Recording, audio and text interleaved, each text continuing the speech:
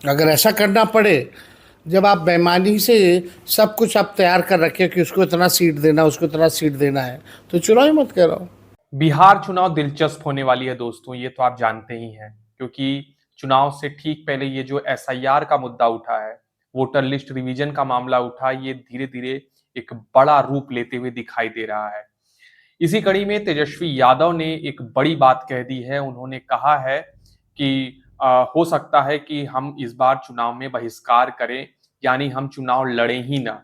RJD महागठबंधन चुनाव लड़े ही ना। जिस तरीके से वोटर लिस्ट रिवीजन का मामला चल रहा है और वोटर लिस्ट को बीजेपी अपने तरीके से तैयार करवा रही है, जेडीयू अपने तरीके से करवा रही है, और वो लोग अपना अपना सीट बांट ले रहे हैं कि आप इतना सीट पे चुनाव लड़ के जीत लीजिए, ये इतने सीट पे चुनाव लड़ के जीत लीजिए, तो उसमें फिर हम लोगों को फायदा ही क्या। तो इसलिए हम चुनाव का बहिष्कार भी कर सकते हैं। इस पर भी बातचीत चल रही है।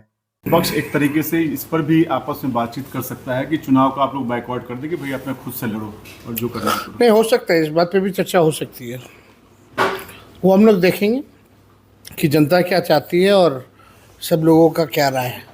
अगर ऐसा करना पड़े, जब आप बेईमानी से सब कुछ आप तैयार कर रखे कि उसको इतना सीट देना, उसको इतना सीट देना है, तो चुनाव ही मत कराओ। तो इस पर देखा जाएगा क्या करना।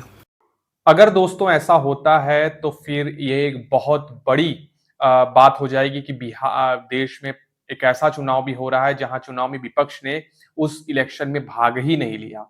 हालांकि अभी ये कहना बड़ी जल्दबाजी हो जाएगी। हालांकि तेजस्वी यादव ने इस पे संकेत दिए हैं कि हम विपक्ष लगातार हम सभी महागठबंधन के लोग बैठकर आपस में बातचीत कर रहे हैं और हो सकता है कि हम इस बार चुनाव का बहिष्कार कर दें। अगर ऐसा होता है तो दोस्तों आप जानते ही हैं कि अगर चुनाव में कोई पार्टी बहिष्कार करती है, यानी वो किसी भी सीट पर अपने उम्मीदवार नहीं उतारेगी। हाँ, उम्मीदवार खुद चाहे तो निर्दलीय पर्चा भर सकते हैं, लेकिन अगर पार्टी सिंबल नहीं देगी तो वो उम्मीदवार अपने अलग से निर्दलीय चुनाव लड़ सकते हैं। उसमें से कुछ जीतेंगे, ज्यादातर तो हारेंगे ही, क्योंकि सिंबल का अपना एक महत्व होता है, उसका एक अपना वोट होता है। लेकिन अगर ऐसा होता है तो हाल फिलहाल में तो ऐसा बिल्कुल नहीं देखा गया है। अब मेरी राजनीतिक समझ अगर ठीक है तो शायद अब तक मैंने कोई ऐसा चुनाव नहीं सुना जिसमें किसी पार्टी ने, किसी बड़े पार्टी ने वहां पर बहिष्कार कर दिया हो चुनाव का। कहने को सब कहते हैं, लेकिन अभी तक किसी ने किया नहीं है। और देखना बेहद दिलचस्प होगा कि इस बार ऐसा क्या होता है। क्या महागठबंधन इस चुनाव से बाहर हो जाएगी या इस चुनाव में नहीं लड़ेगी? मुझे तो ऐसा फिलहाल नहीं लगता।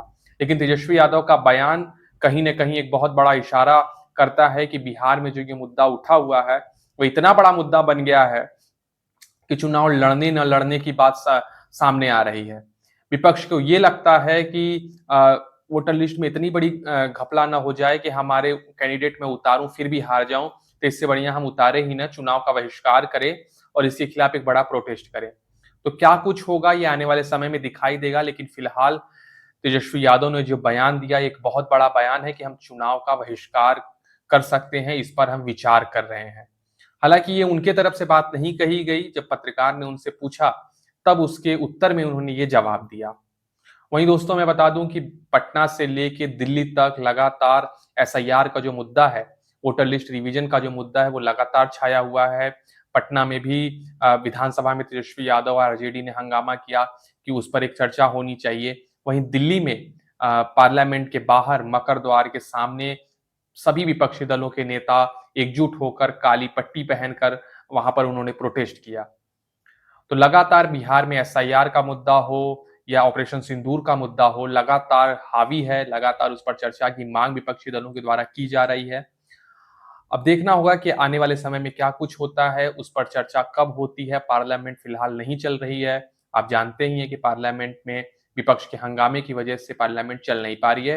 हालांकि सरकार भी बहुत ज्यादा जोर नहीं दे रही है पार्लियामेंट चलाने को लेकर, क्योंकि अभी हाल हाल ही में उपराष्ट्रपति जगदीप धनखड़ के इस्तीफे के बाद एक तरीके से सरकार के ऊपर कई तरीके के सवाल उठ रहे हैं, सरकार के ऊपर कई तरीके की बातें कही जा रही हैं। इस पूरे मसले पर अब आपकी क्या राय है, हमें कमेंट करके जरूर बताएं।